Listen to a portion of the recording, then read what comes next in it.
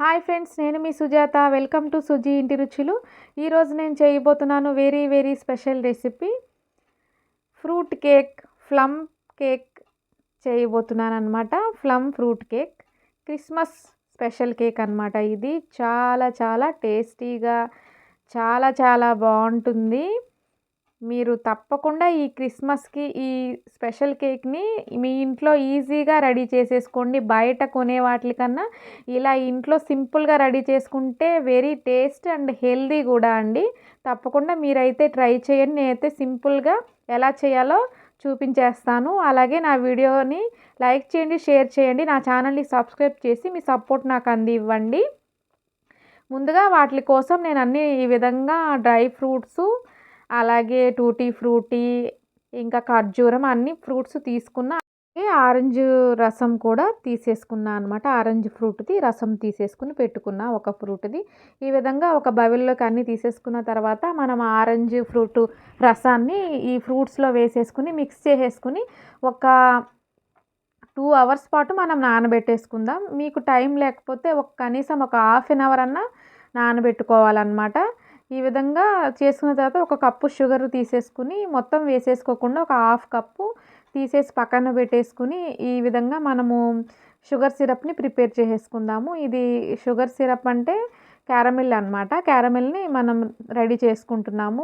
Sugar కొద్దిగా melt అవుతూ ఉంటుంది మనం స్టవ్ మీద పెట్టేసుకుంటే. ఈ విధంగా షుగర్ మొత్తం కరిగిపోయింది కదా. ఇప్పుడు దీన్ని ఒక బౌల్లోకి వేసేసుకుని పక్కన పెట్టేసుకుందాం. మిగతా షుగర్ని ఇప్పుడు మిక్సీ జార్లో వేసేసుకుని దానిలో 2 లవంగాలు, 2 ఇలాచి, ఒక చెక్క వేసుకుని మనం మిక్సీ పట్టేసుకుందాము. మిక్సీ పట్టుకున్న తర్వాత ఇలా వచ్చేసింది కదా. ఇప్పుడు మనం దీనిలో కొద్దిగా ఆయిల్ యాడ్ చేసుకుందాము. ఒక చాలా కొద్దిగా. అలాగే ఒక 2 స్పూన్ల మిల్క్ అనుకోండి. మిల్క్ కూడా మనం యాడ్ చేసేసుకుని మిక్సీ పట్టేసుకుందాము. మిక్సీ పట్టుకున్న తర్వాత ఇది ఒక పేస్ట్ లాగా అయితే రెడీ అయిపోయింది కదా. మన ఫ్రూట్స్ కూడా ఆరెంజ్ జ్యూస్ని మొత్తం పీల్ చేసుకుని మంచిగా రెడీ అయిపోయింది మన ఫ్రూట్స్ అంటే ఇవే తీసుకోవాల్సిన అవసరం లేదు. మీకు ఇంకా దగ్గర ఎక్కువ ఉంటే కనుక ఎక్కువ కూడా యాడ్ చేసుకోవచ్చు. మీ దగ్గర ఏవి అవైలబుల్ ఉంటే అవి.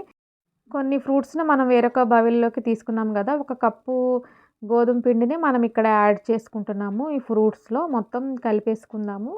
కలుపుకున్న తర్వాత ఇప్పుడు మనం కాఫీ పౌడర్ని యాడ్ చేసుకుందాం. యాక్చువల్గా అయితే కోకో పౌడర్ యాడ్ చేసుకోవాలి. కోకో పౌడర్ లేకపోతే ఇలా కాఫీ పౌడర్ యాడ్ చేసుకుందాం దాని ప్లేస్లో. అలాగే మనం క్యారమిల్ ప్రిపేర్ చేసుకున్నాం కదా, అది కూడా యాడ్ చేసుకుని కలిపేసుకుందాము.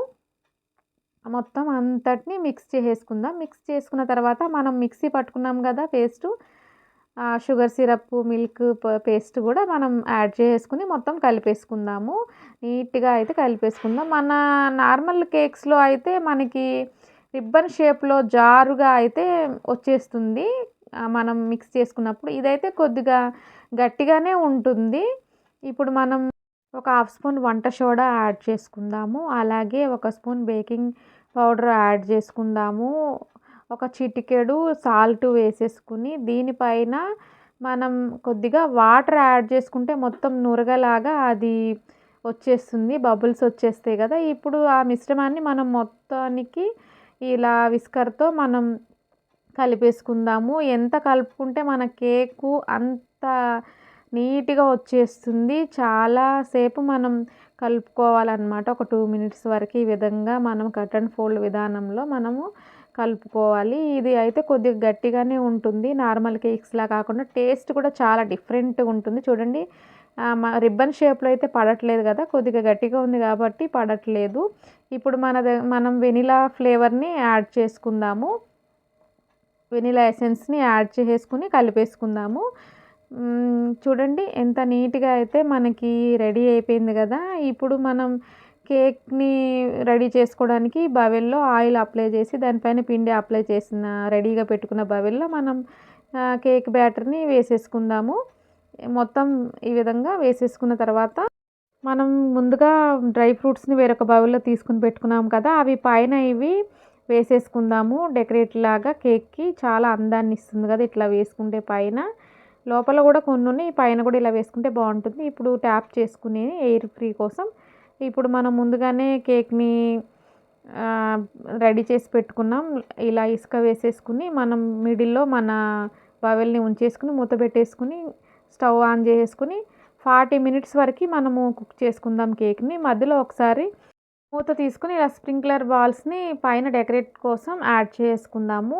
మీ దగ్గర ఉంటే యాడ్ చేసుకోండి, లేదంటే స్కిప్ చేసేయండి. నేనైతే కొద్దిగా నీట్గా బాగుంటుందని పైన ఇలా యాడ్ చేస్తున్నా. మన కేక్ కూడా నీట్గా రెడీ అయిపోయింది. టెస్ట్ చేసుకున్నాం కదా, చాకుతో మిడిల్లో ఉంచితే ఏమాత్రం అంటకుండా వస్తే మన కేక్ రెడీ అయిపోయినట్టే. ఇప్పుడు మనం కేక్ని స్టవ్ ఆఫ్ చేసి దించేసుకున్నాం కదా, ఇప్పుడు మనం చాకుతో ఇలా తీసేసుకుని మనం కేక్ని బయటకు తీసేసుకున్నాం. చూడండి చాలా నీట్గా అయితే మన కేక్ వచ్చేసింది కదా. చూడండి ఎంత బాగా వచ్చిందో కేక్ అయితే. మీరు కూడా ఈ క్రిస్మస్కి మీ ఇంట్లో సింపుల్గా ఈజీగా ఇలా రెడీ చేసేసుకోండి. అసలు ఎంత బాగుంటుందంటే టేస్ట్. అన్ని కేకులు ఒక ఎత్తు, ఈ కేకు ఫ్రూట్ కేకు ఇంకొక ఎత్తు అన్నమాట. చాలా చాలా బాగుంది ఫ్రూట్ కేకు. ఎంత బాగుందంటే మీరు కూడా తప్పకుండా ట్రై చేయాల్సిన recipe Christmas special cake plum fruit cake. మీకోసం నేను ఈ విధంగా చూపించాను. నా వీడియో కనుక మీకు నచ్చినట్లయితే లైక్ చేయండి, షేర్ చేయండి. నా ఛానల్ని మాత్రం సబ్స్క్రైబ్ చేసి నాకు సపోర్ట్ చేయండి ఫ్రెండ్స్. నేనైతే కట్ చేసి చూపిస్తున్నా చూడండి. లోపల ఫ్రూట్స్ అన్నీ మంచిగా ఉన్నాయి. చాలా ఫ్లఫీగా, చాలా టేస్టీగా ఎంత బాగా వచ్చేసిందో కదా. కలర్ఫుల్గా ఉంది కదా కేక్ అయితే. చాలా చాలా బాగుంది. తప్పకుండా ట్రై చేయాల్సిన రెసిపీ. అలాగే వీడియో కనుక నచ్చినట్లయితే లైక్, షేర్, సబ్స్క్రైబ్. బాయ్.